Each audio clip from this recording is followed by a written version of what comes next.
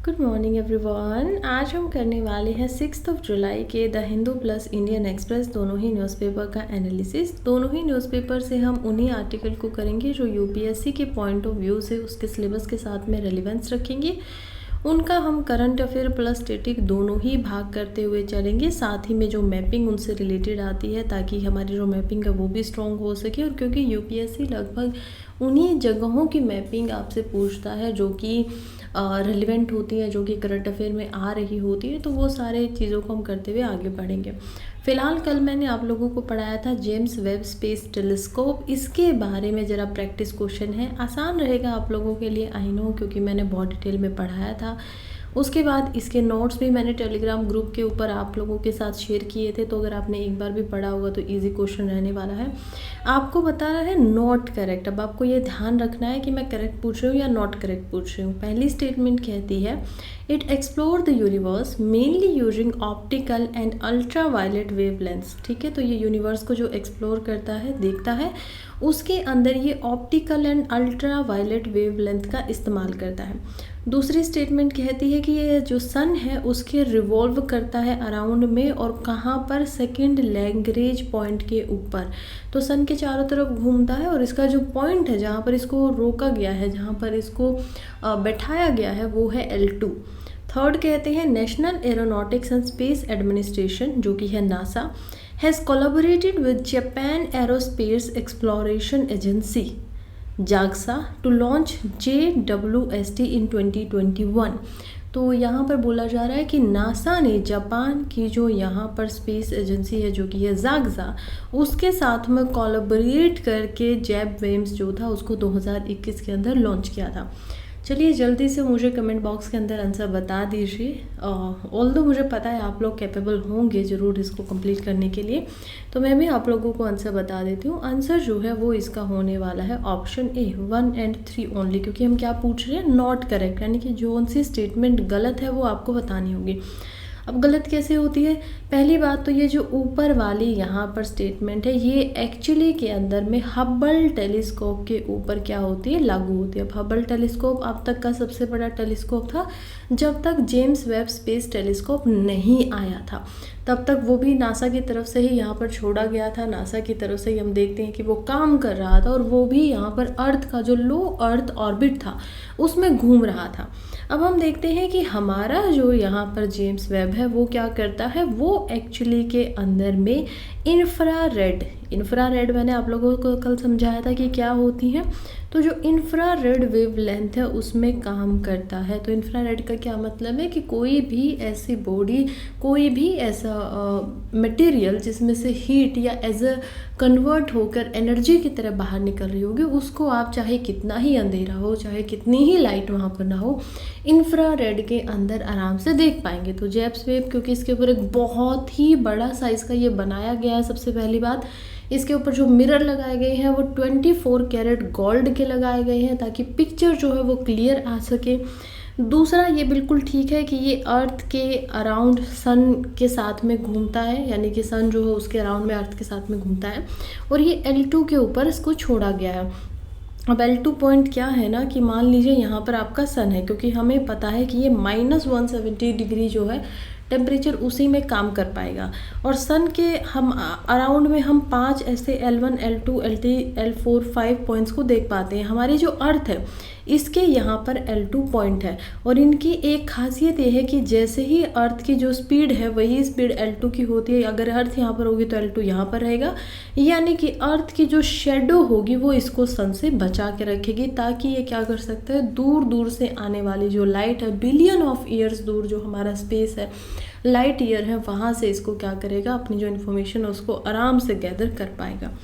तीसरी स्टेटमेंट यहाँ पर कहती है कि ये जो कोलैबोरेशन है वो नासा और जाग्सा के बीच में हुआ। देखिए 2021 में इसको लॉन्च किया गया था, दैट इज़ करेक्ट, बट ये हुआ था 3 एजेंसीज़ के बीच में। पहली थी नासा, ये बिल्कुल ठीक है। उसके बाद हम देख पाते हैं यूरोपियन स्पेस एजेंसी को, और तीसरी थी यहाँ पर कैनेडियन स्पेस एजेंसी।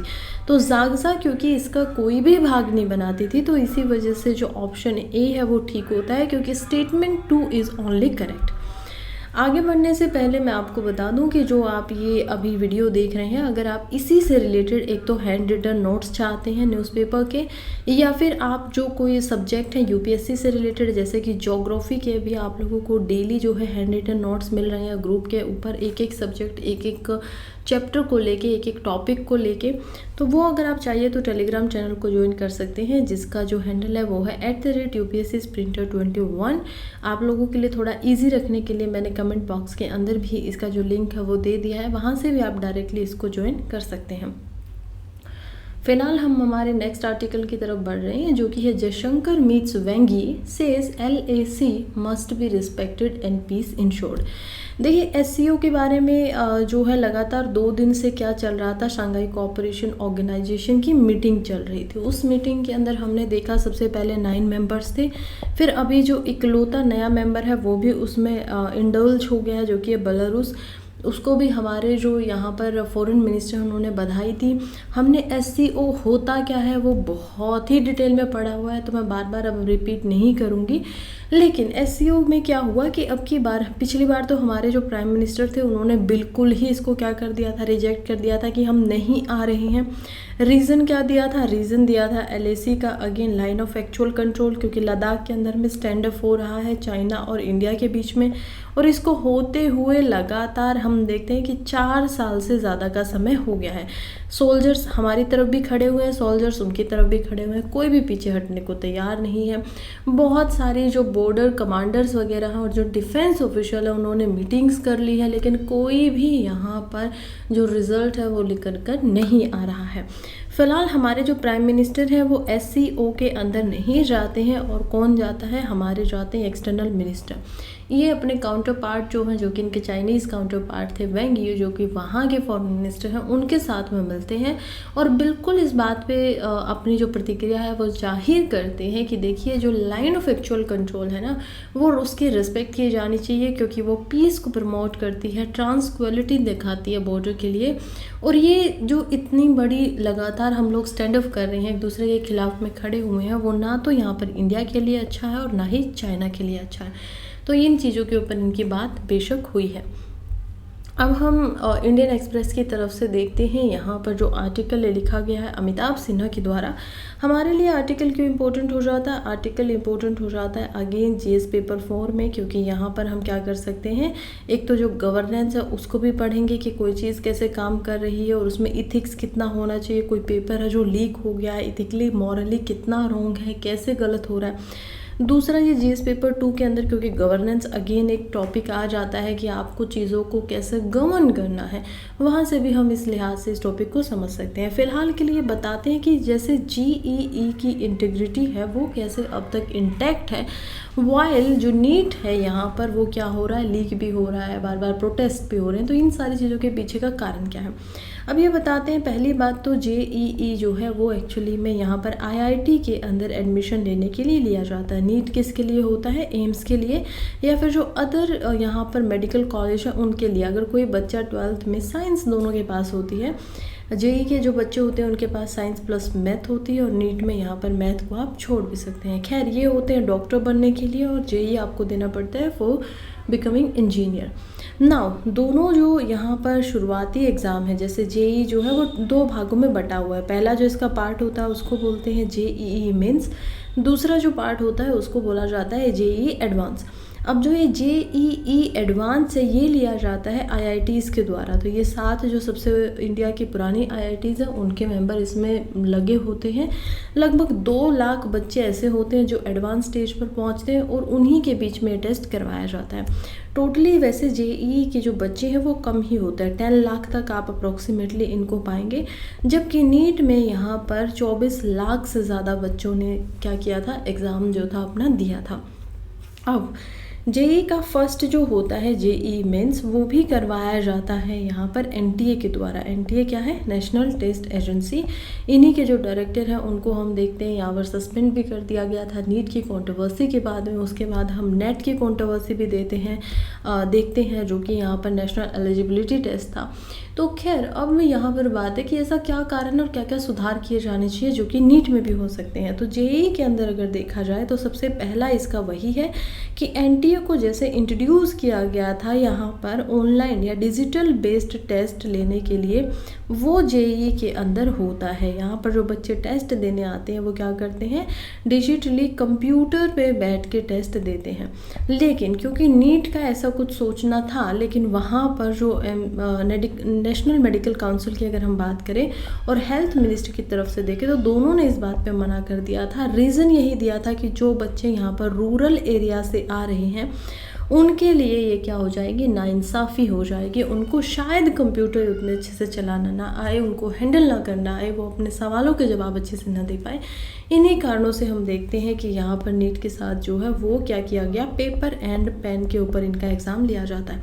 अब पेपर एंड पेन पे जैसे ही एग्ज़ाम होगा उसके साथ में कुछ कुछ प्रॉब्लम्स भी होती हैं। प्रॉब्लम्स कैसी हो सकती हैं, for example paper and pen पे अगर आप ले रहे हो तो आपको जो पेपर बनाना है, एक तो वो किसी को बनाना पड़ेगा, वो बहुत सारे हैंड्स में जाएगा, टीचर्स के पास भेजेंगे, सेंटर्स के ऊपर आप अलग अलग सेंटर्स में उनको भेजेंगे तो लोगों के हाथों से होकर वो जा रहा है। दूसरी चीज़ उसमें ये होती है कि अब आपको इसको भेजने से पहले प्रिंट भी करवाना पड़ेगा।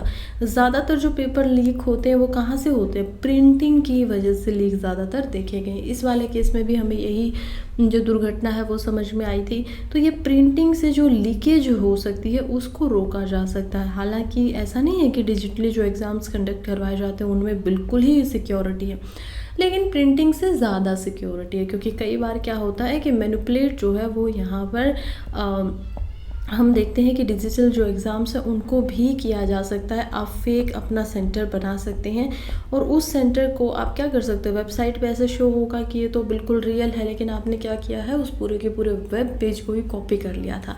खैर जो यहाँ पर कंप्यूटर बेस्ड एग्ज़ाम होता है वो केवल और केवल 1-2 घंटे पहले, कुछ घंटे पहले ही यहाँ पर जो सेंटर होते हैं उनको मिलता है। तो इससे लीक होने की जो संभावना है वो क्या हो जाती है, कम हो जाती है। सो यही इसके पीछे के मेन रीजन है कि कैसे अभी भी जेईई जो है, खासकर जो सेकंड इसका सबसे बड़ा रीज़न है वो है डायरेक्ट इन्वॉल्वमेंट ऑफ आईआईटीज़। तो आईआईटीज़ जो है वो लगातार इसके जो सेकंड भाग है उसमें डायरेक्टली इन्वॉल्व रहती है। पूरे के पूरे जो एडमिशन प्रोसेस है उसके ऊपर ध्यान रखती है। इवन आईआईटी की जो फैकल्टीज़ है वो भी इसमें ज़्यादा इन्वॉल्व अपना दिखाती है। नेक्स्ट आर्टिकल हम देखेंगे जो कि यहाँ पर जीएस पेपर 3 के लिए हमारे लिए इम्पोर्टेंट हो जाता है। इकोनॉमिक्स की यहाँ पर बात हो रही है। कैसे हो रही है चलिए समझते हैं। आर्टिकल को लिखा गया है हरीश दामोदरन के द्वारा। कहते हैं too much milk powder. India के अंदर फ़िलहाल ऐसा समय चल रहा है जहाँ जिसको हम क्या बोलते हैं, फ्लश सीजन बोलते हैं। फ्लश सीजन का क्या मतलब है, यानी कि ये जैसे आप मानसून इंडिया में देख रहे हैं जुलाई से लेकर अगस्त तक, वही ये पीरियड ऐसा है जहाँ पर इंडिया की जो गायें होती हैं वो भी यहाँ पर ज़्यादा दूध देती है, मिल्क जो है वो ज़्यादा प्रोड्यूस करती है। रीज़न फॉर दैट अच्छी डाइट होती है। इसके अलावा ये जो सीज़न है इसके अंदर वो इनफ मिल्क को लेकर आ पाती हैं सामने की तरफ में। अच्छा उनको खाने को ग्रीनरी वगैरह ज़्यादा मिल जाती है। तो हैबिचुअली हम देखते हैं कि उनका ये लगभग हर साल का पैटर्न ऐसा बना हुआ है। अब देखिए बहुत सारी स्टेट्स जो है वो अलग अलग स्ट्रिंजेंट एंटी स्लोटर लॉज लेकर आ रही है। एंटी स्लोटर लॉज का क्या मतलब है कि यहाँ पर जो स्लोटर होता है, यहाँ पर जो जानवरों को मार दिया जाता है, खास करके गाय को यहाँ पर काऊ के साथ जो किया जाता है उसके रिगार्डिंग में हम देखते हैं अलग अलग स्टेट के द्वारा एंटी, उसके विपरीत में यहाँ पर कानून लाए गए। इंडियन डेयरी फार्मर्स को काफ़ी चैलेंजेस भी हो रहा है क्योंकि उनके पास जो अनप्रोडक्टिव यहाँ पर कैटल हो जाते हैं। एक तो वैसे कैटल होगी जो अब मिल्क दे नहीं रही है, दूसरा जो मेल कैटल हो जाते हैं क्योंकि वो तो वैसे भी मिल्क नहीं देते हैं। तो ये दोनों के साथ में एक तो यही उनको थोड़ी सी प्रॉब्लम दिखाई दे रही है, चैलेंज दिखाई दे रहा है कि अब इनके साथ क्या किया जाए। दूसरा हम देखते हैं यहाँ पर जो अभी के लिए इस मौसम की यहाँ पर प्रॉब्लम है वो है सरप्लस हो जाना। सरप्लस क्या होता है, चीज़ों का ज़्यादा हो जाना, और हमारे पास सरप्लस क्या हो रहा है, मिल्क पाउडर ज़्यादा हो रहा है। रीज़न फॉर दैट क्योंकि देखिए जो कोऑपरेटिव एंड प्राइवेट डायरीज़ हैं उन्होंने अभी बताया कि उनके पास लगभग 3 से 3.25 लाख टन जो है वो हम देख पाते हैं एसएमपी के स्टॉक उनके पास पड़े हुए हैं, जबकि इनकी इतनी डिमांड एटलीस्ट जुलाई से जून का ये पूरा का पूरा जो महीना है इसमें इंडिया में कहीं पर भी नहीं है। अब देखिए मिल्क पाउडर क्यों बनाना पड़ता है, क्योंकि मिल्क जो होता है वो पेरिशेबल होता है। पेरिशेबल का क्या मतलब है, यानी कि नष्टदायी, जिसको आप क्या कर सकते हो, खराब हो जाएगा, ख़त्म हो जाएगा। तो क्योंकि मिल्क को आप बहुत दिनों तक ऐसे डायरेक्टली स्टोर नहीं कर सकते हो, स्टॉक नहीं कर सकते हो, तो उसको केवल और केवल सॉलिड फॉर्म में ही यहाँ पर क्या किया जा सकता है, स्टॉक किया जाता है। अब ये जो स्टोरेज होती है सॉलिड के अंदर, ये दो प्रकार से होती है। एक होती है फैट के रूप में, और फैट को आप क्रीम वगैरह, पनीर वगैरह इन, या फिर घी जो होता है बेसिकली, उस तरीके से देख पाएंगे। दूसरा यहाँ पर होता है, हम देख पाएंगे SMP। तो SMP क्या होता है, SMP होता है सॉलिड नॉट फैट, यानी कि इसके अंदर क्या नहीं है, घी नहीं है, फैट नहीं है। बेसिकली फैट नहीं है तो अब क्या बच गया, ये सॉलिड तो है, तो मिल्क का पाउडर इनके अंदर बच गया है। तो इसी को मिल्क पाउडर जो आम देशी भाषा है उसमें बोला जाता है। ऑन एन एवरेज अगर बात करें तो जो काऊ मिल्क होता है उसके अंदर लगभग 3.5% फैट होता है, जिसको आप देशी भाषा में घी भी बोल सकते हैं। एंड 8.5% यहाँ पर निकलता है SNF, यानी कि सॉलिड नॉट फैट। अब ये थोड़ा सा ज़्यादा है, लगभग अप्रोक्सीमेटली डबल से भी जो यहाँ पर बटर वगैरह बनता है उससे ज़्यादा है। तो जब फ्लश सीज़न आता है, इवन जो बफेलो होती है उनमें ये और भी ज़्यादा होता है, क्योंकि बफेलो की जो मिल्क होता है उसमें जो फैट निकलता है वो यहाँ पर काऊ में कितना निकल रहा था, काऊ में निकल रहा था 3.5, और बफेलो में निकलता है 6.5%। और जो यहाँ पर SNP हम देख पाएंगे, SNF हम देख पाएंगे, वो निकलता है 9% के तकरीबन 1 किलो दूध से। तो जब फ्लश सीजन आता है तो जो कैटल एंड जो बफेलोज होती हैं वो ज़्यादा प्रोड्यूस करती हैं, उसकी वजह से ज़्यादा मिल्क निकलता है, ज़्यादा बटर निकलता है, ज़्यादा घी निकलती है, ज़्यादा क्रीम निकलती है, और इसके साथ साथ में ज़्यादा हम देखते हैं यहाँ पर निकलता है SNF, सॉलिड नॉट फैट। तो ये भी ज़्यादा निकलता है। जब लीन सीज़न होता है, लीन सीज़न कब होगा, जब ये जुलाई मानसून वाला टाइम नहीं है, उस समय पे, क्योंकि जब एनिमल कम प्रोड्यूस करते हैं तो उस समय पे जो ये SNP को निकाला गया है उसी को क्या किया जाता है, लिक्विड फॉर्म में बनाया जाता है, ताकि जो डिमांड है उसको पूरा किया जा सके। इसको इस तरीके से सिक्योर किया जाता है, बेसिकली पानी के अंदर इसको मिला के, और फिर जो डिमांड है यहाँ पर वो आ रही है उसको दिया जाता है। खास करके अब जो सदर्न इंडिया के अंदर जो साउथ एंड महाराष्ट्र की स्टेट्स हैं उसमें अब ये फ्लश सीज़न ज़्यादा दिखाई दे रहा है। प्रिडोमिनेटली काउ पॉपुलेशन वहाँ पर काफ़ी ज़्यादा है, जुलाई से दिसंबर तक वो और एक्सटेंड होगी। नॉर्थ में अगर हम बात करें तो गुजरात में, क्योंकि आप देखेंगे ना कि डेयरी का जो ये पूरे के पूरे ब्रांड हमें दिखाई देते हैं, चाहे फिर वो अमूल हो या फिर आप मधुसूदन, इन सारे के सारे ब्रांड्स की अगर आप बात करेंगे तो मोस्टली गुजरात से और जो साउथ के महाराष्ट्र वगैरह का रीजन है वहाँ से निकल कर ज़्यादा आ रहे हैं। इवन कर्नाटका के साथ में भी हम देखते हैं कि वहाँ पर भी जो डेयरी के ब्रांड है वो काफ़ी ज़्यादा। नॉर्थ इंडिया में आप स्पेसिफिकली ऐसा कोई बड़ा ब्रांड इंडिया में नहीं बता पाएंगे, तो क्योंकि वहीं से ये ज़्यादा आती है। और हम देखते हैं कि लगभग 100 लीटर जो काऊ का मिल्क होता है उसमें से 8.75 kg जो है SMP निकल जाता है, और 3.6 kg उसमें से घी निकलता है 100 लीटर दूध में से। अब ये सरप्लस प्रॉब्लम क्यों हो रही है? सरप्लस प्रॉब्लम इसीलिए हो रही है क्योंकि डेयरीज़ को एक तो एक्सेस मिल्क निकालना पड़ रहा है, दूसरा उनको इसके स्टोरेज के लिए भी खर्चा करना पड़ रहा है। अब लगभग इसका क्या होता है कि मान लीजिए डेयरीज़ में इंडिया में लगभग 5.5 से 6 लाख टन जो SMP है वो एनुअली निकल रहा है। रफली इसमें से 4 लाख ऐसा होगा जो लीन सीजन के लिए रख लिया जाएगा। अभी भी कितना बचा हम देखते हैं, 1.5 लाख टन अभी भी बच गया है। अब इस 1.5 लाख टन में से कुछ भाग ऐसा होगा जो कि आइसक्रीम वगैरह, biscuit, chocolate, sweet meets, baby formula, ये सारी चीज़ों में चला जाएगा। अब जब उसके बाद भी यहाँ पर बच जाता है तो फिर क्या होता है, क्योंकि ये ख़राब ना हो, क्योंकि इसको स्टोर करने में भी पैसा लगता है, तो आपको रेट कम करने पड़ते हैं। और रेट जब कम करने पड़ते हैं तो यहाँ पर आप देख पाएंगे कि जो बटर कभी 450 kg तक का रुपीज़ का मिलता था, येलो बटर जब आप देखते हैं, उसको अब 350 जो रुपये है, 315 से 320, उसकी रेंज के अंदर लाना पड़ रहा है। तो ये फार्मर्स को भी नुकसान हो रहा है, जो डेयरी बना रहे हैं उनको भी नुकसान हो रहा है। फ़िलहाल के लिए इसके कुछ जो सॉल्यूशंस है वो भी दिए गए, ऐसा नहीं कि समाधान नहीं दिए। समाधान यही है कि एक तो इंडिया को एक्सपोर्ट जो है वो थोड़ा ज़्यादा करना चाहिए, लेकिन इंडिया की डेयरी का जो एक्सपोर्ट है वो ज़्यादा इस वजह से नहीं हो पाता है क्योंकि न्यूजीलैंड और जो इंडोनेशिया है वहाँ पे उन्होंने ग्लोबल डेयरी ट्रेड को अपने नीचे रखा हुआ है। वो लोग ऑनलाइन ऑक्शन प्लेटफॉर्म बना के रखे हुए हैं, जो इस पर हम देखते हैं लगभग यहाँ पर $2,500 पर टन जो डॉलर है उस हिसाब से वो लोग जो उनका मिल्क पाउडर होता है उसको क्या करते हैं, बेचते हैं।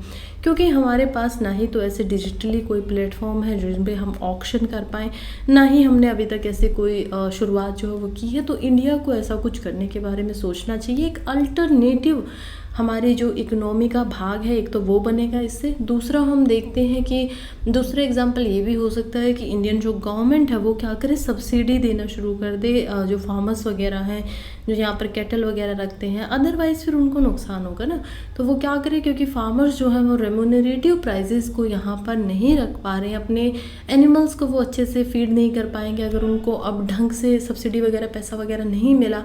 इससे क्या होगा, एनिमल्स को अब अच्छे से फीडिंग नहीं होगी तो अगले साल मिल्क इन्फ्लेशन होगा।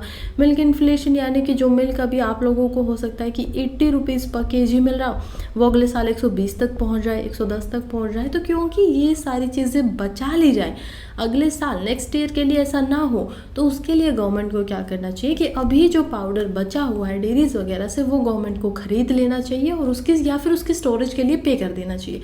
दोनों में से एक काम किया जा सकता है, क्योंकि इससे क्या होगा, जो नेक्स्ट ईयर में आने वाला इन्फ्लेशन है वो बच जाएगा। तो ये भी एक तरीका है इसका। और तीसरा हम देखेंगे कि मीडियम टर्म के अंदर, क्योंकि लॉन्ग टर्म में हमें क्या करना चाहिए, एक्सपोर्ट करना चाहिए।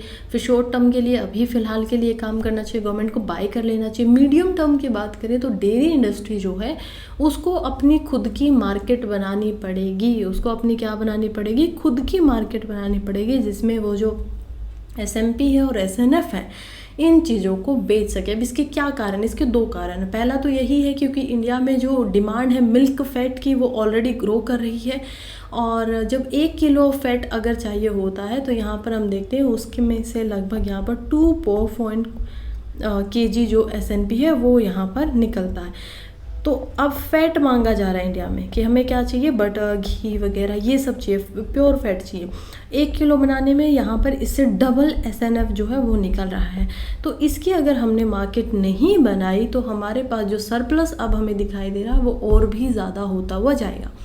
दूसरा इसका कारण यही है कि increasing share of India milk जो है वो काउस से आता है, गाय से आता है, क्योंकि ज़्यादातर गांव को ही यहाँ पर जो है मिल्क के लिए रखा जाता है। और बफेलो का जो एक्चुअली मिल्क होता है उसमें से SNF कम निकलता है, उसमें से फैट ज़्यादा निकलता है। 1 kg के ऊपर हमने देखा था गाय में से कितना निकल रहा था, 2.5 जो kg है वो निकल रहा था। यहाँ पर 1 kg पे 1.4 kg SNP निकलता है, SNF निकलता है। तो क्योंकि ये कम निकलता है तो हमें क्या करना चाहिए, काउस का जो शेयर है उसको थोड़ा कम करके बफेलो के शेयर को अगर इंक्रीज़ किया जाएगा तो उसमें भी हम देखेंगे कि ये मार्केट तो साथ में होगी, उसके अलावा जो थोड़ा सरप्लस ज़्यादा हो रहा है वो भी क्या हो सकता है, कम हो सकता है। तो ओवरऑल ये फ़ायदे की बात यहाँ पर रहेगी। नेक्स्ट आर्टिकल है SCO के ऊपर। अगेन हमने क्योंकि इस आर्टिकल को काफ़ी बार 3-4 बार मैं आप लोगों को ऑलरेडी इसको हमारी जो पीछे वाली वीडियोज़ है उनमें बहुत डिटेल में समझा चुकी हूँ। थोड़ा सा रिविजन करते हैं, बहुत फास्ट हम चलेंगे इस पर।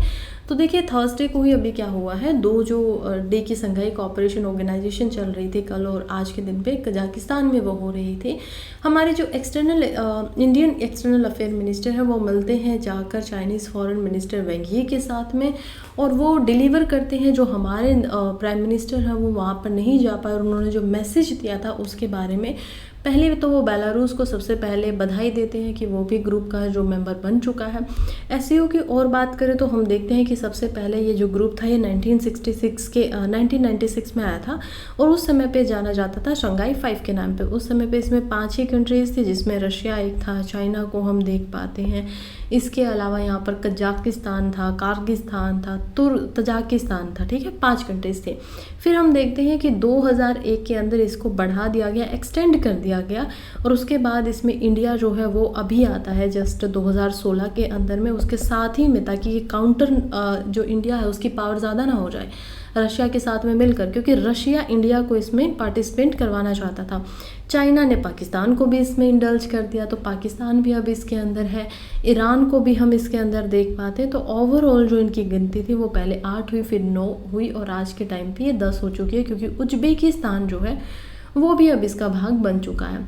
इसकी इम्पोर्टेंस क्या है? इम्पोर्टेंस यही है कि देखिए, एक तो सिक्योरिटी के जो इश्यूज़ होते हैं उन पे काम करता है, दूसरा जो वेस्टर्न नाटो है ये उसके खिलाफ में हम देख सकते हैं कि रशिया और चाइना की तरफ से बनाया गया एक ग्रुप है कि ताकि ये जो वेस्टर्न पावर्स है उनको क्या कर सके, बैलेंस रख सके, ऐसा ना हो कि बहुत ज़्यादा वो बढ़ गई हो। इंडिया के लिए इसके क्या फ़ायदे हैं? तो इंडिया की बात करें तो एससीओ मेंबरशिप जो है इंडिया को, वो एक ऐसा फोरम प्रोवाइड करती है जिसके थ्रू इंडिया सेंट्रल जो एशिया है उनके साथ में अपने रिलेशन बना सकता है। यूजुअली क्योंकि हमारे किसी भी कंट्री के साथ में ना बॉर्डर शेयर होते हैं, दूसरी बात पाकिस्तान और चाइना बीच में आ जाते हैं तो हम वैसे ही सेंट्रल एशिया तक नहीं पहुंच पाते हैं, वो लोग हमें जाने ही नहीं देते हैं वाया लैंड। कोई हमारा ट्रेड का उनके साथ अभी तक ऐसा कोई खास रिश्ते बन नहीं पाए थे। तो 1991 में जैसे ही यहाँ पर सेंट्रल एशिया कंट्रीज़ बनती हैं तभी से हमारी जो फॉर्मेशन है उनके साथ हमारे डिप्लोमेटिक रिलेशंस की वो कोई बहुत अच्छी रही नहीं है।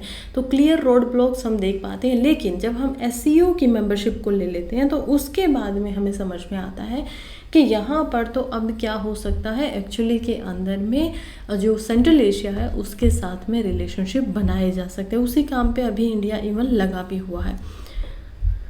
नेक्स्ट आर्टिकल की तरफ बढ़ते हैं जो कि है यहाँ पर private paper for public figures like Nehru and rules governing them. देखिए, एक छोटा सा ये करंट अफेयर रिलेटेड प्रीलिम्स का क्वेश्चन हो सकता है, वैसे तो इसमें से कोई और ख़ास जो है सवाल नहीं आएंगे। तो चलिए समझते हैं क्या कह रहे हैं। देखिए, अभी जो prime minister museum and library की यहाँ पर बात हो रही है, यहाँ पर किसकी बात हो रही है? बात हो रही है PMML। उन्होंने रिसेंटली डिसाइड किया है कि जो वो फ्यूचर डोनर्स होते हैं प्राइवेट पेपर्स के, और जो कि इमिनिएंट पर्सनैलिटीज़ के वो प्राइवेट पेपर होते हैं, क्योंकि प्राइम मिनिस्टर की म्यूजियम लाइब्रेरी है, उन्हीं के वो प्राइवेट पेपर्स होंगे। हो सकता है उन्होंने किसी को लेटर लिखा हो सकता है उनकी कोई उनका कोई सर्टिफिकेट वगैरह हो, उन्होंने कोई और अपनी पोएम वगैरह लिखी हो, तो कुछ भी जो उनके प्राइवेट पेपर्स हैं उनको यहाँ पर डोनेट किया जाता है इसके अंदर।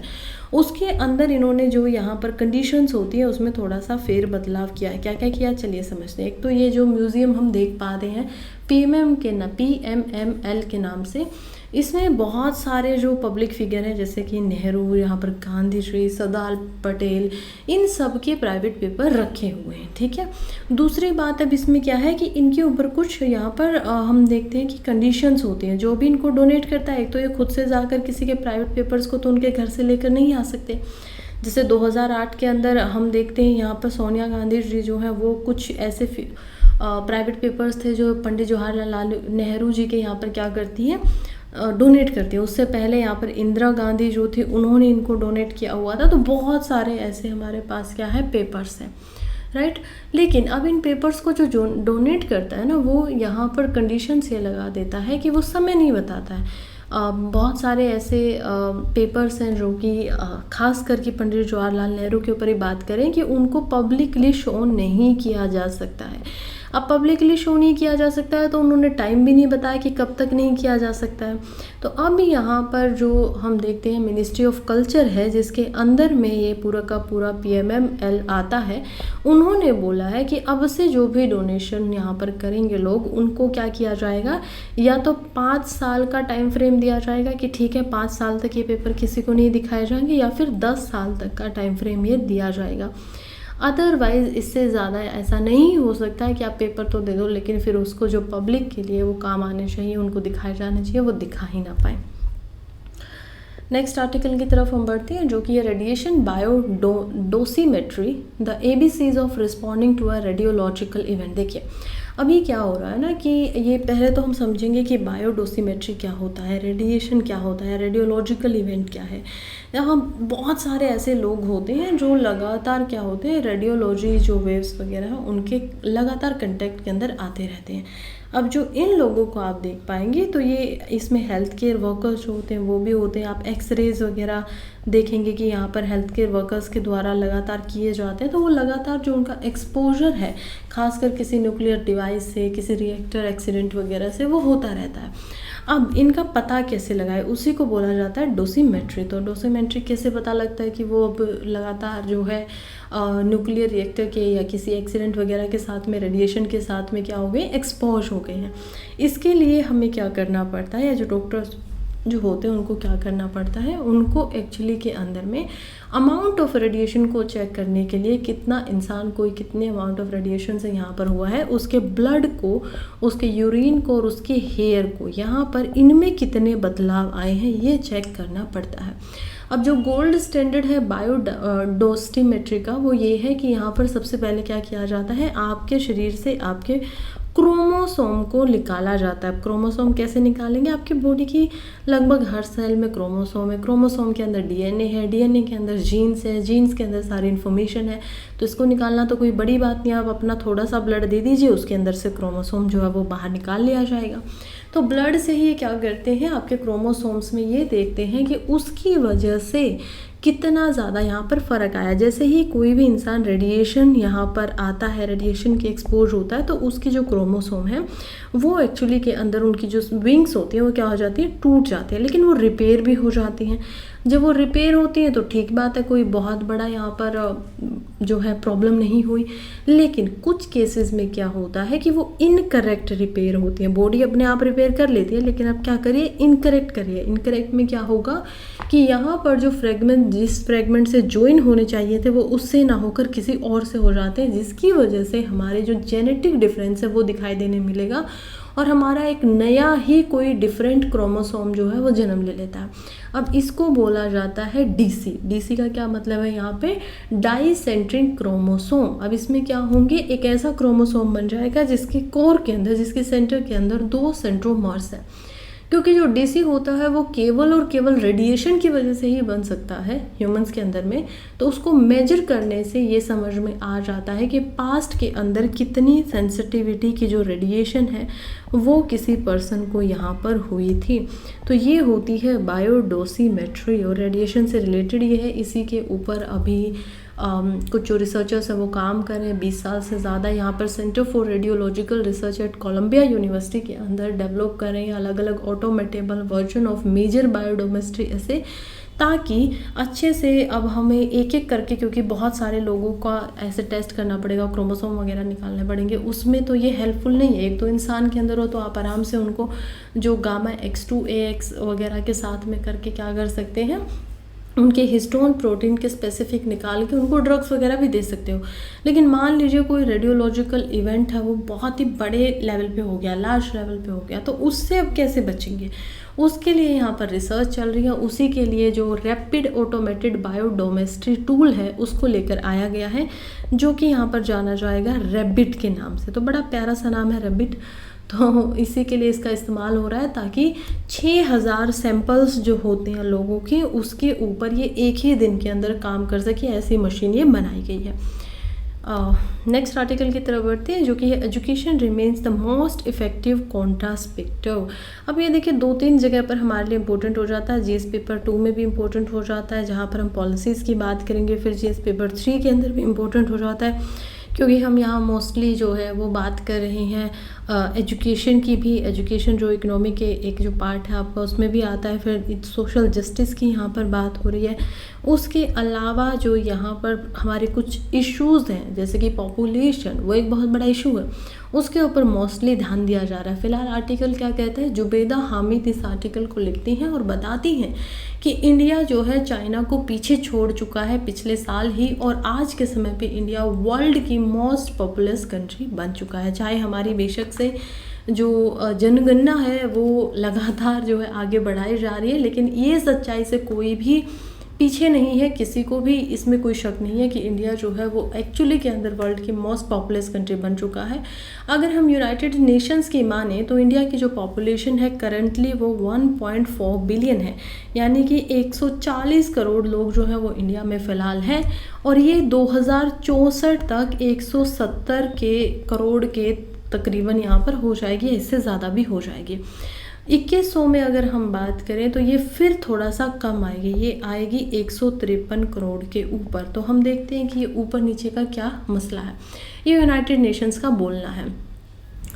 देखिए, लेकिन ये जो नंबर्स हैं माना कि स्टैगरिंग है, डाटा इंडिकेट यही करता है कि पॉपुलेशन की जो ग्रोथ है वो स्लो हो रही है, क्योंकि हमारा आज का टोटल फर्टिलिटी रेट जो है वो हम देखेंगे वो एक्चुअली के अंदर 2.1 है, यानी कि एक वुमन जो होगी वो अपने पूरे जीवन काल के अंदर केवल 2 बच्चों को 2.1 जो बच्चे होते हैं उन्हीं को जन्म देगी। अब ये क्योंकि एवरेज निकाला जा रहा है, वैसे तो एक वुमन 2.1 बच्चों को जन्म नहीं दे सकती, लेकिन पूरी पॉपुलेशन से एवरेज को निकाल कर यहाँ पर सामने रखा जाता है तो वो नंबर 2.1 है।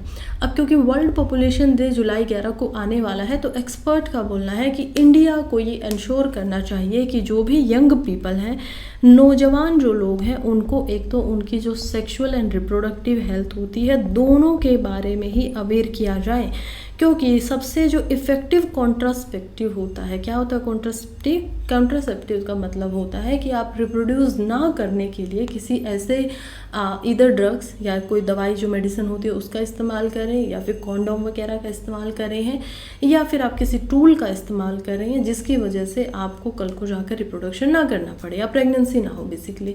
तो इसमें कहते हैं कि एजुकेशन जो है वो सबसे ज़्यादा इफ़ेक्टिव है। आपने चाहे कोई दवाई खाई हो, चाहे किसी कॉन्डोम का इस्तेमाल किया हो, चाहे किसी आपने अलग जो टूल है उसका इस्तेमाल किया हो, लेकिन शिक्षा यहाँ पर सबसे बड़ा और सबसे इफ़ेक्टिव टूल माना जा रहा है। इसकी जो रिपोर्टिंग है वो हम देखते हैं नेशनल फैमिली हेल्थ सर्वे 5 के अकॉर्डिंग, जिन्होंने साइंटिफिक रिपोर्ट्स जर्नल के अंदर अपनी जो रिपोर्ट्स थे उनको पब्लिश किया, और उन्होंने बताया कि यहाँ पर बिल्कुल सीधा सीधा रिलेशन है। ऐसी जो लड़कियाँ होती हैं जिन्होंने ज़्यादा समय तक पढ़ाई नहीं की है, यानी कि नंबर ऑफ स्कूल ईयर्स या जो एजुकेशन ईयर्स है उनका बिल्कुल सीधा सीधा रिलेशन है कि कम एज के अंदर जो माताएं हैं वो बन जाती हैं, और ख़ास करके इसी वजह से कि थोड़ी पुअर होती हैं, ज़्यादा एजुकेशन उन लोगों को मिल नहीं पाती है, बहुत ही यंग एज में उनकी शादी करवा दी जाती है। सेकेंडली, वो किसी भी हेल्थ केयर जो एक्सपर्ट होते हैं उनसे बात करना इसी वजह से पसंद नहीं करती है, क्योंकि वहाँ पर उस सोसाइटी के अंदर, उस फैमिली के अंदर अब उनसे ये एक्सपेक्टेशन हो जाती है कि वो अब जल्द से जल्द क्या करें, एक बच्चे को या जो बेबी है उसको यहाँ पर दे। अब इस कारण की वजह से हमारा क्या हो रहा है, हम देख पाते हैं कि कैसे जो पॉपुलेशन है वो बढ़ रही है, क्योंकि अब आप देखिए ना कि अब छोटी एज में, अब वुमन की एज जो साइकिल होता है रिप्रोडक्टिव हेल्थ का, वो हम देखते हैं कि यूजुअली प्यूबर्टी के बाद से 13 से लेकर यहाँ पर 49-51 ईयर तक चलता है। तो इतने सालों के अंदर जितना लेट अगर आप शुरुआत करेंगे तो 35 प्लस होते ही वैसे ही कम होना शुरू हो जाता है, और उसके बाद जैसे ही मोनोपॉज आता है तो उसके बाद तो वैसे ही जो वुमन है वो रिप्रोड्यूस नहीं कर सकती है। तो जितना आप थोड़ा लेट करेंगे, जैसे आप पढ़ेंगे, करियर को सामने रखेंगे, आगे बढ़ेंगे, तो उतने ही जो बच्चे उनके जीवन के अंदर हो सकते हैं उनकी भी कैपेसिटी कम होती जाएगी, राइट। अब वो 1 या 2 बच्चा बनाएंगे, उसमें गैप रखेंगे 3-4 साल का, तो एज फिर उनकी 30 के ऑलमोस्ट करीब हो जाएगी, 30 to 35। फिर उसके बाद वो आगे रिप्रोड्यूस खुद भी नहीं करना चाहेंगे। और यूजुअली जो रिप्रोडक्टिव हेल्थ होती है, क्योंकि वुमन जो होती है वो अमाउंट ऑफ एग्स के साथ ही पैदा होती है, जो कि मंथली उनका क्या होता है एक्सट्रैक्ट होता भी जाता है, तो कुछ एज के बाद में उनके जो एग्स हैं वो ख़त्म होने ही है एक दिन। ये पूरा का पूरा आर्टिकल था, इम्पोर्टेंट हो जाता है ऐसे के लिए भी, तो आप लोगों को इस तरीके से इसको देखना था।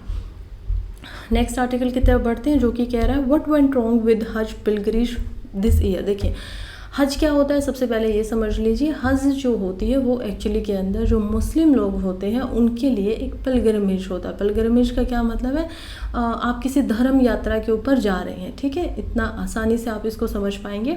अब ये जो हज होती है ये एक्चुअली में लास्ट मंथ जून के अंदर पड़ी थी। अब की बार में इस्लामिक कैलेंडर के हिसाब से अगर हम जाएँ, और ये न्यूज़ में इसी वजह से है क्योंकि यहाँ पर 1300 से ज़्यादा लोगों की मौत हो चुकी है इस यात्रा के ऊपर। रीज़न क्या है, क्योंकि एक तो ये जो हज होती है सऊदी अरेबिया के अंदर होती है, अलग अलग कंट्रीज से यहाँ पर लोग जाते हैं, इवन इंडिया से यहाँ पर लोग जा रहे हैं। दूसरी बात जो है, ये जो कैजुअलिटीज़ हुई है, जो डेथ हुई है, वो हुई है अराफत के अंदर। अब अराफत जो है वो एक प्लेस है जहाँ पर यूजुअली जो लोग हैं वो रेस्ट करते हैं, रुकते हैं जब वो अपने दूसरे पिलग्रिमेज की तरफ जाना चाहते हैं, ठीक है। अब ये जो सऊदी अरेबिया का रीजन है ये है डेजर्ट का रीजन, और क्योंकि हर साल जो हज पिलग्रिमेज होती है वो 11 दिन पहले होती है। मान लीजिए अब की बार अगर वो 1 जुलाई को होगी तो नेक्स्ट ईयर वो कितनी तारीख को होगी, उसको होना चाहिए यहाँ पर 29 जून को। तो क्योंकि वो 11 दिन हर साल पहले होती है, और उसका कारण है क्योंकि ये लूनर ईयर के हिसाब से करवाई जाती है। फ़िलहाल बात करें तो हज के ऊपर इंडिया से भी बहुत सारे लोग गए, जिसमें से सऊदी अरेबिया के जो गवर्नमेंट ऑफिशियल्स हैं वो यहाँ पर लगभग 18 जो लाख है उतने लोगों को वीज़ा प्रोवाइड करवा रहे हैं। लेकिन फिर भी यहाँ पर 2 मिलियन से ज़्यादा लोग जो थे वो इस यात्रा में इंडल्ज हुए थे, यानी 2 लाख ऐसे लोग हैं जो अनऑथराइज थे, यानी कि उनके पास ना वीज़ा था ना ही उनके पास डॉक्यूमेंट थे, जिसमें बहुत सारे एक तो जो आस पड़ोस की कंट्रीज़ हैं, सूडान वगैरह की कंट्रीज़ हैं, उसके अलावा जॉर्डन वगैरह, वहाँ से लोग यहाँ पर आ जाते हैं। अब जो हज होती है कितनी इम्पोर्टेंट होती है, हज की बात करें तो ये माना जाता है इस्लामिक जो उनका पूरा कल्चर है उसके अकॉर्डिंग कि हज जो होती है, अगर कोई वेल टू डू है, उसके पास इतना पैसा है कि वो कर सके, तो उसको एटलीस्ट अपनी लाइफ टाइम के अंदर एक बार ज़रूर ये यात्रा करनी चाहिए। तो ये इस वजह से एक इम्पोर्टेंट कंपोनेंट हो जाता है उनके रिलीजन का, और इसी वजह से हम देखते हैं कि इतना हाई रिस्क जर्नी के ऊपर भी लोग जो है वो यहाँ पर जा रहे हैं। अब हमेशा से ही हज जो है वो थोड़ी हाई रिस्क जर्नी तो रही है। रीज़न फॉर दैट क्योंकि यहाँ पर काफ़ी सारी जो कम्युनिकेबल डिजीज़ होती हैं उनका हमने स्प्रेड होते हुए देखा है। बहुत सारे मिलियंस ऑफ लोग इंटरमिंगलिंग करते हैं, जिसकी वजह से जो कम्युनिकेबल डिजीज़ है वो फैल जाती हैं। जैसे मेजर ट्रेजिडीज़ 1990 में देखने को मिली, उसके बाद 1994 के अंदर, then it was in 1998 and finally 2003।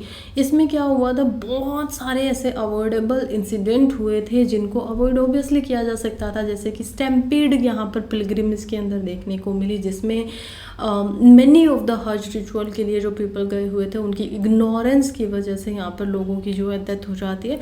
फिलहाल सऊदी अरेबिया अपने जो कानून है उनको और सख्त करने पर इसके ऊपर लगा हुआ है। Next article, again it's a very important article. Computer literacy की बात कर रहे हैं कि इंडिया के अंदर उसको रिबूट करना पड़ेगा, दोबारा से चलाना पड़ेगा। अब आप लोग सोचेंगे कि इसकी क्या ज़रूरत है। पहली बात तो ये जीएस पेपर 3 में अगेन हम एजुकेशन की तरफ इसको ज़्यादा पॉइंट ऑफ देंगे, स्किल डेवलपमेंट की तरफ हम इसको देंगे। लेकिन आप क्योंकि डिजिटल ज़माना काफ़ी है, कोविड के बाद से 2021 के बाद से मोस्टली जो हमारे काम है, चाहे वो वर्क फ्रॉम होम हो, चाहे वो डिजिटल एजुकेशन हो, चाहे फिर उसके अंदर आप किसी और दूसरी साइड को भी देख सकते हैं, चाहे वो मेडिसिन हो, टेलीकम्युनिकेशन हो, हर चीज़ क्या हो गई है, डिजिटल हो गई है। लेकिन ये जो आर्टिकल लिख रहे हैं, ये लिख रहे हैं वर्षा पाती शुक्ला और संतोष कुमार दास। ये दोनों के दोनों जो हैं वो एक्चुअली रूरल मैनेजमेंट के अंदर यहाँ पर क्या है, प्रोफेसर है। तो ये जो रियल, अभी आप लोगों को लग रहा होगा कि मोस्टली पीपल्स के पास जो है वो कंप्यूटर नॉलेज तो बेसिक हो ही गई है, लिटरेसी है, लेकिन ये हमें डाटा प्रोवाइड करते हैं कि अभी भी इंडिया में केवल और केवल 24.7% ऐसे इंडिविजुअल्स हैं जिनको यहाँ पर बेसिक कंप्यूटर लिटरेसी है। यहाँ पर कोई एडवांस लेवल की बात नहीं कर रहे हैं, जस्ट बेसिक आपको माइक्रोसॉफ्ट वगैरह चलाना आता है, नहीं चलाना आता है, आपको पीपीटीज वगैरह बनानी आती हैं, आपको वर्ड, एक्सेल, ये सब जस्ट बेसिक चीज़ों की यहाँ पर बात की जा रही है, जो कि नहीं है। हालांकि ये आंकड़े बढ़ रहे हैं। देखिए 2017-18 के अंदर हम देखते हैं कि रूरल एरिया जो होता था उसके अंदर जो ये लिटरेसी थी वो काफ़ी कम थी, 11.1% थी, जो कि बढ़कर अभी 18% तक हो गई है ग्रामीण क्षेत्र के अंदर भी। अर्बन फिगर्स की बात करें तो ये पहले होती थी 34.6, जो कि अब बढ़कर 39.6 हो गई है, यानी कि लगभग अप्रोक्सीमेटली जो शहरों में लोग रहते हैं वो क्या है, 40% तक उनको कंप्यूटर लिटरेसी जो है वो है। लेकिन रूरल एरिया में बहुत कम है, 20% भी जो है वो पूरा नहीं कर पा रहे। और आज के टाइम पे जैसे जैसे एआई जो है वो बढ़ रहा है तो कंप्यूटर लिटरेसी एक इम्पोर्टेंट स्किल हो गई है। ये नहीं है तो आपकी जो जॉब के अंदर आपको जो जॉब लेनी होती है वो नहीं मिल पाती है। रीज़न फॉर दैट क्योंकि लोगों को अब एआई का अपने काम में जो है इस्तेमाल भी करवाना है और इसका डाटा भी है। एम्प्लॉयमेंट की अगर हम बात करें तो 52% ऐसे लोग हैं जो एम्प्लॉयड हैं, जिनको यहाँ पर कुछ काम मिला हुआ है, और वो हैं जिनको क्या है, एक्चुअली के अंदर में कंप्यूटर लिटरेसी नहीं है। लेकिन एज़ कम्पेयर टू इनके 72% ऐसे लोग हैं जिनको कंप्यूटर लिटरेसी है और उनको उनसे ज़्यादा बेहतर जगहों पे एम्प्लॉयमेंट जो है वो मिला हुआ है, सिर्फ बेसिक कंप्यूटर स्किल्स के साथ में। सो एक 2017 में स्टडी भी आई थी, do computer skills affect workers employment. तो इस जो ये एम्पेरिकल स्टडी की गई थी सीपीएस सर्विस के द्वारा, उसके अंदर इकोनॉमिस्ट गैंग पैंग इन्होंने ये फाइंड किया था कि कंप्यूटर स्किल्स जो होती हैं वो आपकी एम्प्लॉयबिलिटी एंड वर्क प्रोडक्टिविटी दोनों को ही एनहेंस कर देता है। एक सेपरेट इन्वेस्टिगेशन की गई थी साउथ अफ्रीका में भी, जिसमें भी पॉजिटिव कॉरिलेशन दिखाया गया था computer literacy, employment, probability and earning के बीच में। तो फिलहाल अगर बात करें तो देखिए हमारे पास 2-3 अप्रोच हैं इसको लगाने की स्कूल्स वगैरह में, क्योंकि हम देखते हैं कि कंप्यूटर की क्लासेस होती हैं, आप लोगों की भी हुई होंगी, लेकिन आपको भी पता है कि वो कितना काम आई, राइट। तो क्योंकि स्कूल के अंदर बेशक ये इंफ्रास्ट्रक्चर होता है लेकिन करिकुलम उस हिसाब से नहीं है। Distribution of computer literacy across अगर हम स्टेट्स की बात भी करें तो वो दोनों ही लेवल पे हम उतना बेहतर नहीं देख पाते हैं। कॉलेज एंड अगेन जब आप थोड़ा सा बड़े हुए तो फिर इंफ्रास्ट्रक्चर की प्रॉब्लम हो जाती है। हो सकता है कि आपके कॉलेज में ये चीज़ थी ही नहीं, आपके लिए कोई कंपलसरी क्लासेस वगैरह नहीं थी। तो इन्हीं कारणों की वजह से आज के टाइम के ऊपर भी जो स्कूल एजुकेशन है या जो ग्रेजुएटिंग स्टूडेंट है उनके पास में बहुत ही बड़ा एक डिजिटल डिवाइड हमें दिखाई देता है। इंडिया के अंदर एक तरफ जहाँ पर लोग जो हैं वो लगातार एआई के साथ में आगे बढ़ रहे हैं, डिजिटली फेम कमा रहे हैं, नाम कमा रहे हैं, पढ़ रहे हैं, अपने एम्प्लॉयमेंट में इसका इस्तेमाल कर रहे हैं, दूसरी तरफ हम देखते हैं कि उनको बेसिक लिटरेसी भी नहीं है। इन्हीं कारणों से जो गवर्नमेंट है उनको यहाँ पर एक रिव्यू करना चाहिए कि हमारे इंडिया में एक्चुअली के अंदर कंप्यूटर लिटरेसी कितनी है, और उसको बढ़ाने के लिए ताकि हायर लिटरेसी लेकर आई जा सके उनको कुछ स्ट्रेटजीज़ को डेवलप करना होगा, बनाना होगा, और जो डिस्पैरिटीज़ हम देख पाते हैं उनको कम करना होगा। नेक्स्ट आर्टिकल है क्लाइमेट एजेंडा फॉर इंडिया के लिए। अब ये 5 साल का इन्होंने टारगेट दिया है। वैभव चौधरी इसको लिखते हैं।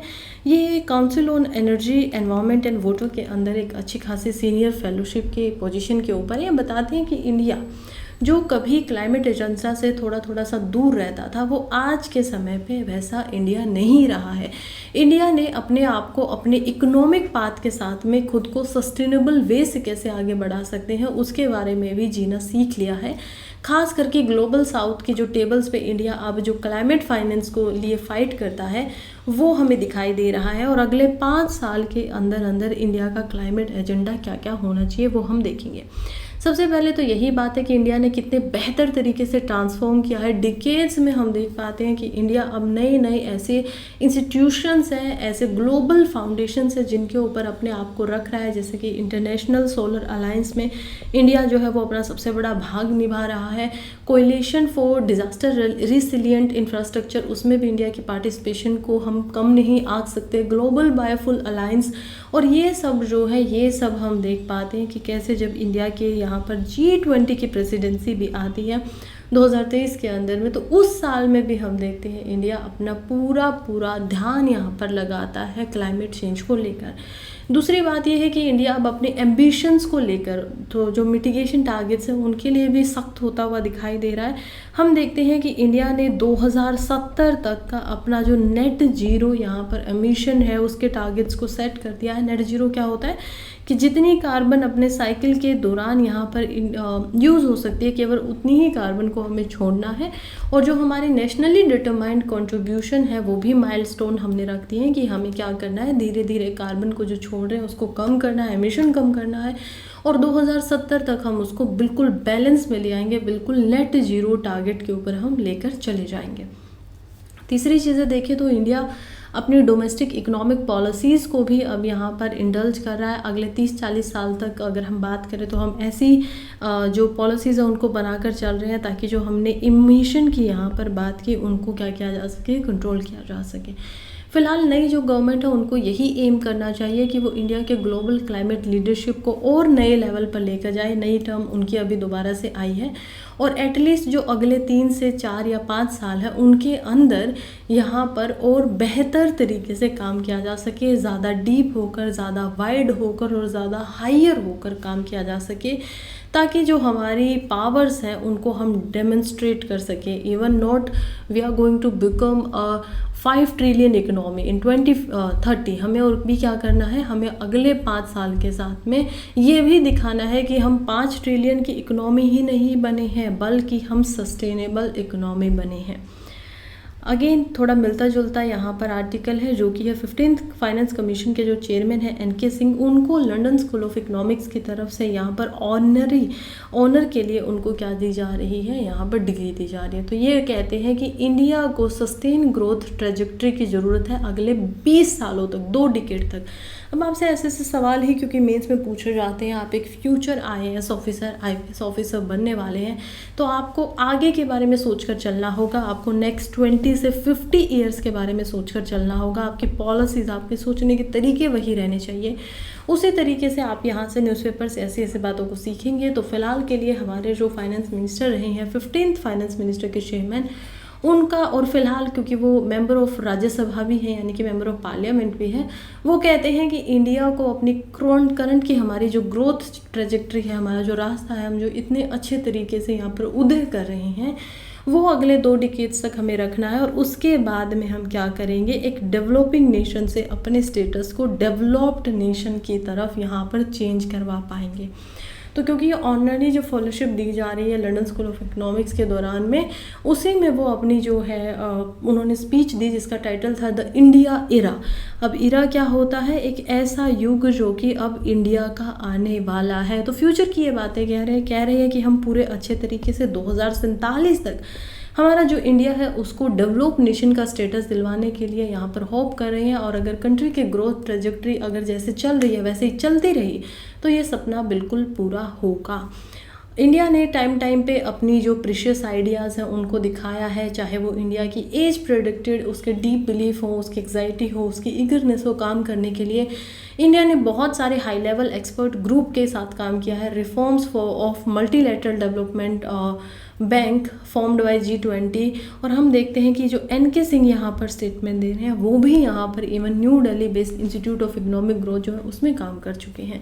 इवन इन्होंने सिंह जो है उन्होंने जो हमारे पूर्व प्रधानमंत्री होते थे अटल बिहारी वाजपेयी जी, उनके सेक्रेटरी ये रह चुके हैं। 1991 के जब रिफॉर्म्स आते हैं इंडियन इकोनॉमी रिफॉर्म्स, तो उसमें भी ये अपनी जो भूमिकाएं निभा चुके हैं। तो खैर यहाँ से ऐसे ऐसे आर्टिकल पढ़ के आपको बिल्कुल पॉजिटिव महसूस करना चाहिए अपनी कंट्री के बारे में, अपने आप के बारे में, और आप इस काम को करने में क्योंकि इंडल्ज होने वाले हैं, कल को आप भी ऑफिसर बनेंगे तो अपने आप के बारे में भी आपको क्या होना चाहिए, अच्छा महसूस करना चाहिए और इन्हीं चीज़ों पर काम भी करना चाहिए। लास्ट आर्टिकल की तरफ हम आज बढ़ गए हैं जो कि है India's LNG import at 44 month high in June as gas based power output. जब देखिए क्या बोल रहे हैं, इंडिया के अंदर जो यहाँ पर लिक्विडिटी की हम बात कर रहे हैं, लिक्विड नाइट्रोजन की जब हम बात कर रहे हैं तो वो क्या हो गया है, सॉरी मैं क्या बोल रही हूँ, देखिए इंडिया के अंदर क्या किया गया है कि जो लिक्विफाइड नेचुरल गैस है, मैं नाइट्रोजन यहाँ पे बोल रही थी, थक जाती हूँ, काफ़ी लंबी वीडियोस मैंने बनाई है। तो खैर लिक्विफाइड नेचुरल गैस की हम बात कर रहे हैं, LNG की बात कर रहे हैं, जो कि इंडिया के अंदर जून के अंदर काफ़ी ज़्यादा मात्रा में बनाई गई है। रीज़न फॉर दैट क्या कारण है, क्योंकि जून में हम देखेंगे कि हमारा जो टेम्परेचर था वो बहुत ज़्यादा था, टेम्परेचर था तो इलेक्ट्रिसिटी का इस्तेमाल बहुत ज़्यादा था, डिमांड बढ़ रही थी, गर्मी ज़्यादा थी, लोगों को 24 घंटे फ़ैन तो चलाए रखने ही थे, उसके साथ ACO की भी ज़रूरत पड़ी थी, फ्रिज की भी इम्पोर्टेंस थी। तो इन सारे कारणों की वजह से इंडिया के ऊपर जो एनर्जी को यहाँ पर बनाने की बात थी उस पर क्या हो रहा था, प्रेशर पड़ रहा था। इसी वजह से इंडिया ने जो LNG यानी कि लिक्विफाइड नेचुरल गैस को बनाया था कि उसकी वजह से हम क्या कर सके, जो हाई समर डिमांड है इलेक्ट्रिसिटी की, राइजिंग पावर प्रोडक्शन की, उनको क्या कर सके, इस्तेमाल में ला सके और फुलफ़िल किया जा सके। तो हमारा जो शेयर है वो काफ़ी ज़्यादा रहा है।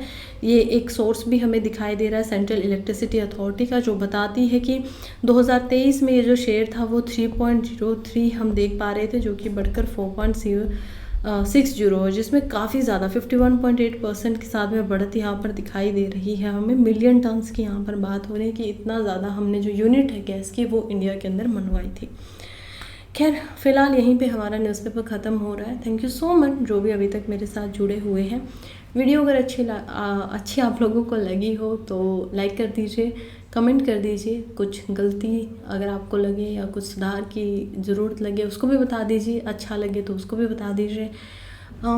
अभी के लिए चलती हूँ, कल फिर से हम लोग सुबह सुबह ही मिलेंगे। तब तक पढ़ते रहिए, आगे बढ़ते रहिए और टेलीग्राम चैनल को ज्वाइन कर लीजिए, वहाँ पर आप लोगों को डेली के नोट्स जो है वो मिल जा रहे हैं।